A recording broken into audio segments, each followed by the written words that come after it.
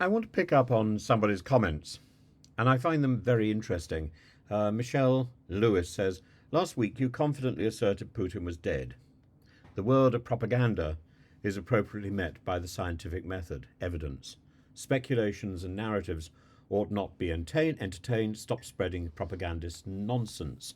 Well, let's look at that statement a little bit more carefully, because there isn't anything in that statement particularly, except that the story of Putin's death is not the scientific method. I disagree. The scientific method is about making an assertion, putting forward a hypothesis based on as much evidence as we have until better evidence is provided. The fact that I believe absolutely that Putin is dead doesn't make it true, but until there is better evidence, it certainly doesn't make it false. And what is the journalistic method? The journalistic method is very simple: two good sources or more. Well, I believe my observation about Putin's death is based on at least three good sources in two particular spheres. Number one, the sources about the claim that he died on October the 26th, on Thursday at 8:42, very specific, that a few days earlier there'd been a noise in his bedroom, that he'd fallen, and doctors were called.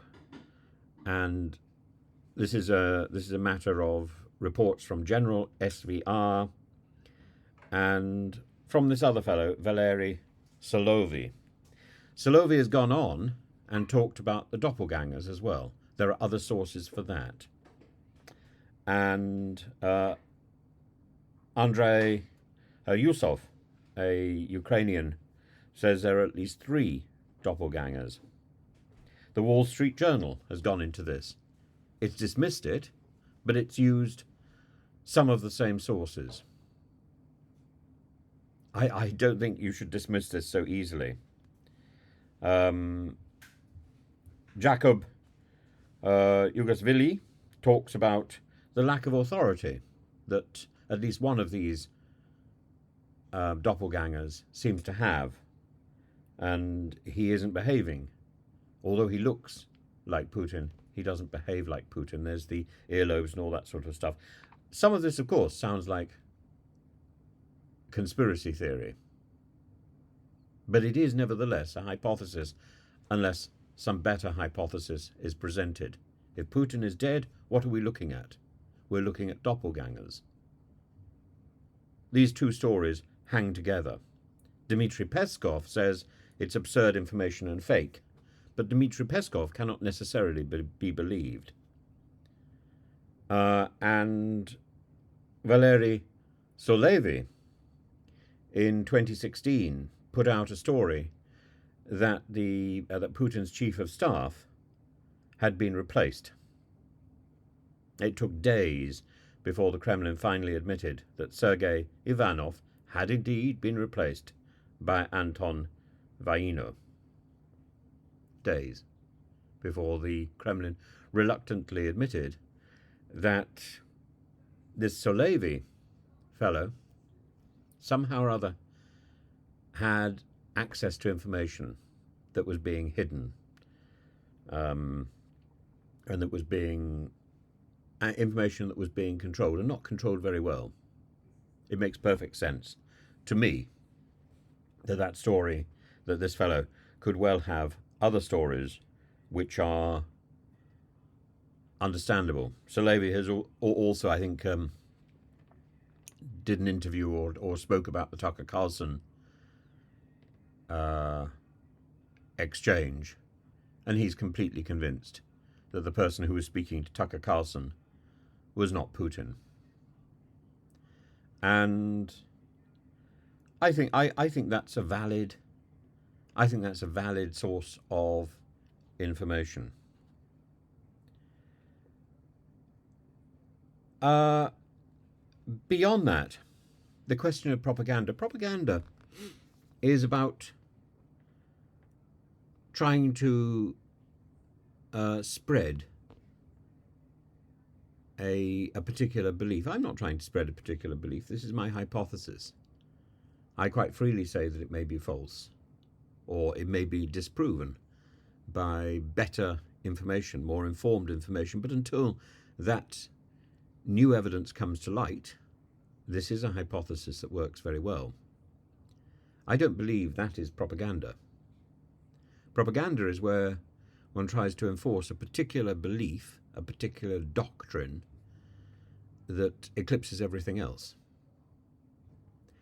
Originally, propaganda was a term which was used by the Catholic Church to describe the spreading of the Catholic doctrine. It's since become a word to describe the spread of fake news, but it can also spread true news. But it's the intention of indoctrination, the intention of putting out a comprehensive story. I'm not trying to do that in any way.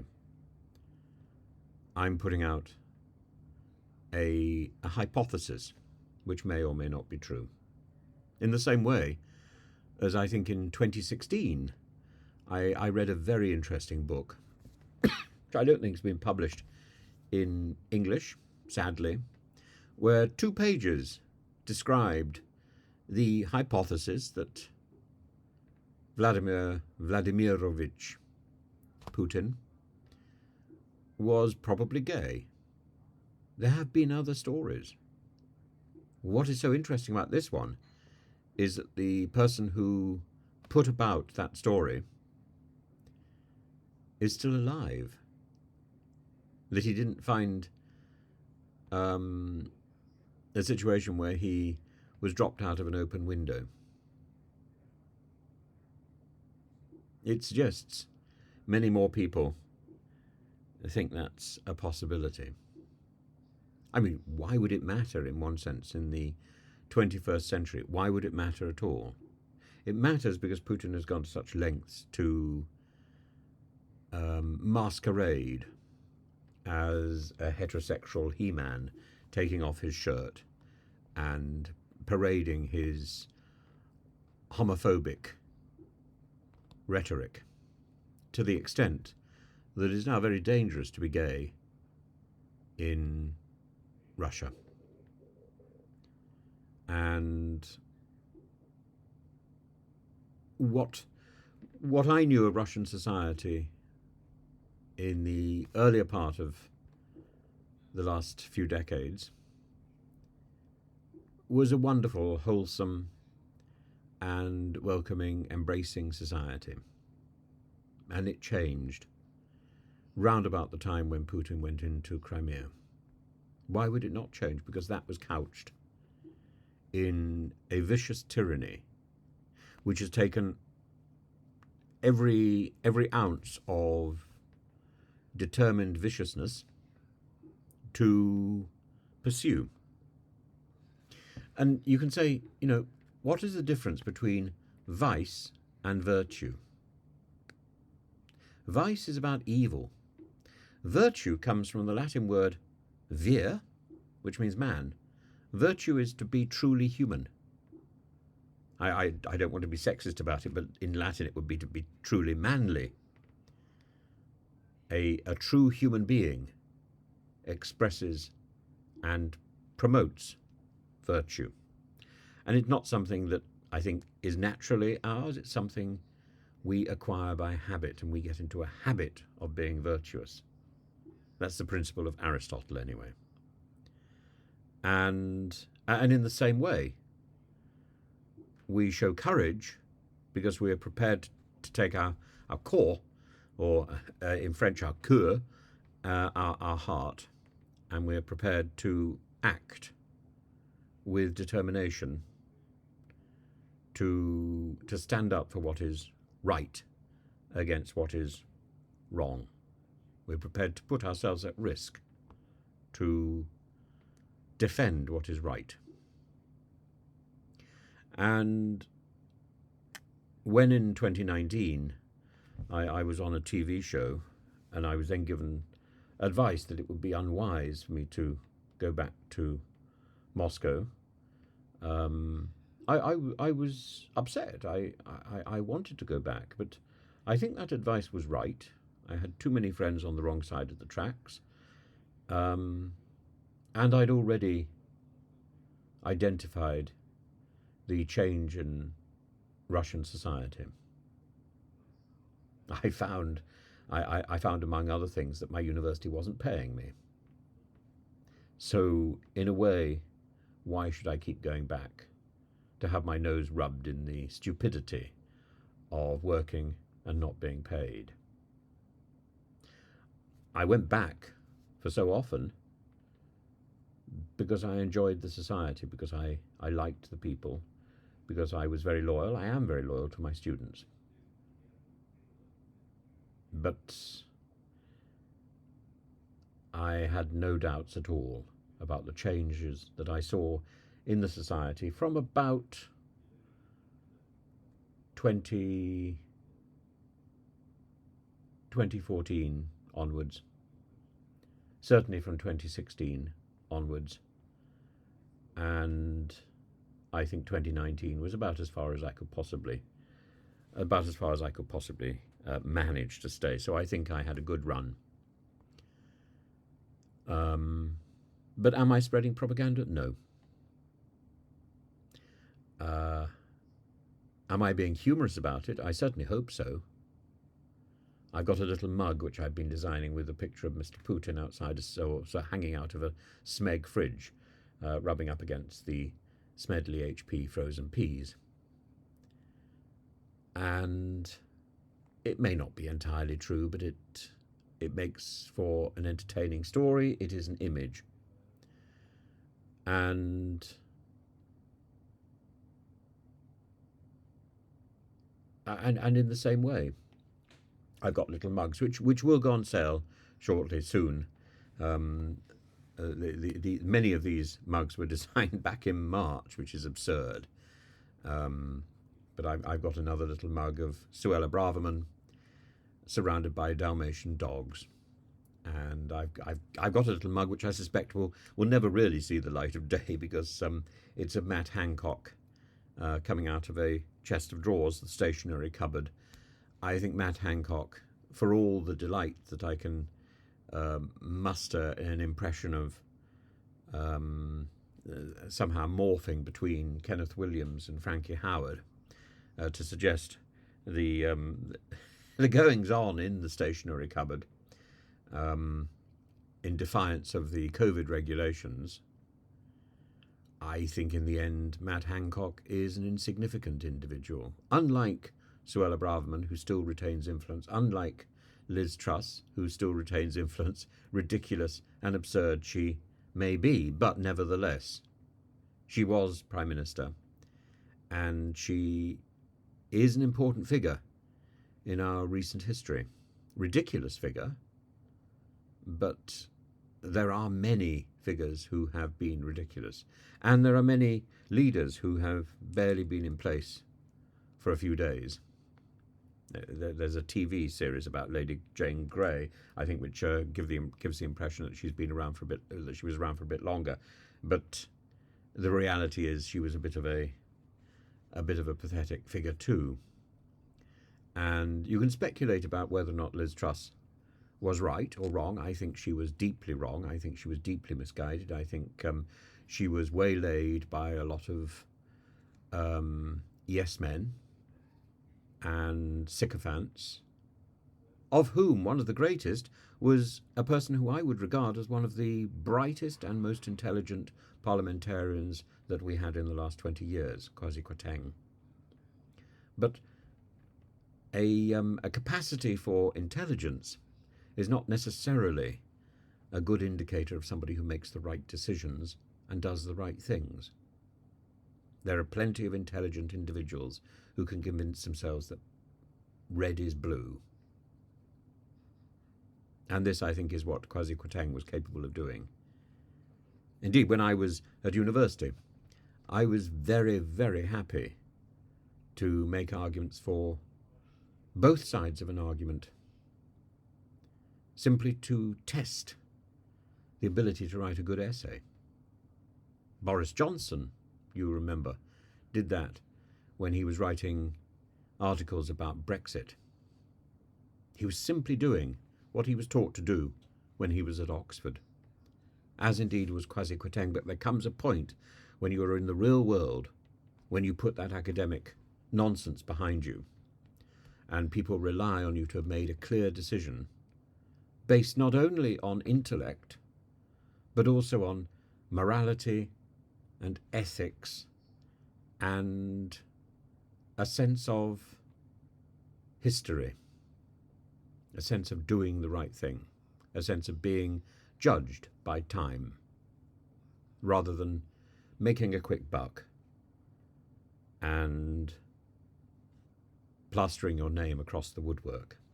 That's called graffiti. And making a quick buck is something dodgy. And I'm not convinced the people who were working for Liz Truss had the greatest sense of honour, though I think it would be hard to smear Kwasi Kwarteng with anything except for stupidity. Kwasi Kwarteng is a noble and thoughtful individual, and I think his failure toadying to Liz Truss's absurdity is one of the great tragedies of the last 10 years. As also, for that matter, is Boris Johnson. Boris Johnson isn't the only Prime Minister who's lied, is he? We only have to think of one other person. and I'm sure the name comes very quickly to mind. Boris Johnson was not the only liar to have inhabited number 10. It sort of comes with the job. Boris Johnson was too gauche. Gauche, of course, means left. Too gauche, too maladroit to be able to get away with it. And ultimately, I think, too lazy to do the work. And that fundamentally was Liz Truss's problem as well. Which takes us back to President Putin. Putin has been surrounded by a huge group of individuals in the Kremlin. In the past, I remember talking with people about the 3 factions. Now I think there's probably only 2 factions, and one of them is in the ascendant. Putin is not an individual. Putin is an idea. Putin is a concept. And Putin has for a long time been much greater than the individual. In much the same way, actually, that people in the recent riots and the Southport story and the far right have finally reached the point where they are no longer entrapped by their historical and physical reality. They have become much bigger than who they are. Tommy Robinson, Andrew Tate, Elon Musk, Nigel Farage. These people hardly need to function as individuals. Simply the mention of their name, Boris, the mention of the name is enough. And the base is so tremendous that it will be edged forward with a nod and a wink. I remember when I was talking about this idea last week, I got the vowel wrong. And a genuine mistake, by the way. Malapropism drops from my lips and has done really since I was quite young, and I don't know how to control it. Sometimes it's funny, sometimes it gets me into trouble, but try to admit the truth and move on, recognizing the mess All we can do is make stabs at trying to piece together the dissector membra and try and make sense. And I've tried to make sense of the stories which I've read in English, in Russian, about Putin and about the Kremlin. And the story that makes the most sense at the moment is that Putin is in a fridge, and that the Putins that we see are doppelgangers controlled by this enormous and highly influential organization within the Kremlin, this shadowy cabal. Now, is this a conspiracy theory? I don't know. I think there is a conspiracy.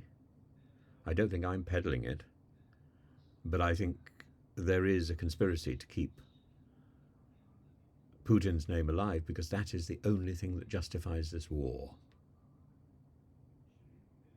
So I said earlier today, I think there's every possibility we will hear of Putin's demise in the next few weeks, because that is a way out.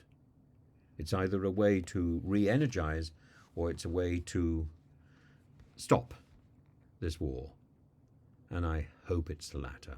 But I certainly don't rest easy, because when the real thinker has been removed, and he is removed, what is left behind are second-rate individuals who are second-guessing what they think Putin, the venerable sage who's been in power for 24 years, would have done. And that second-guessing isn't a way to run a country. And that, ultimately, just tie everything together, and I'm going on, it's late, is Liz Truss's problem. She was second-guessing. She was imagining, what would it be like if I were Mrs. Thatcher? Well, the problem was, Liz Truss was Liz Truss, a decaying lettuce, who, ironically today, or yesterday, when she was exposed as a decaying lettuce, was wearing a matching green dress. Irony, prescience, the scent of history being made, the scent of ridicule being prepared. I wonder why she chose green.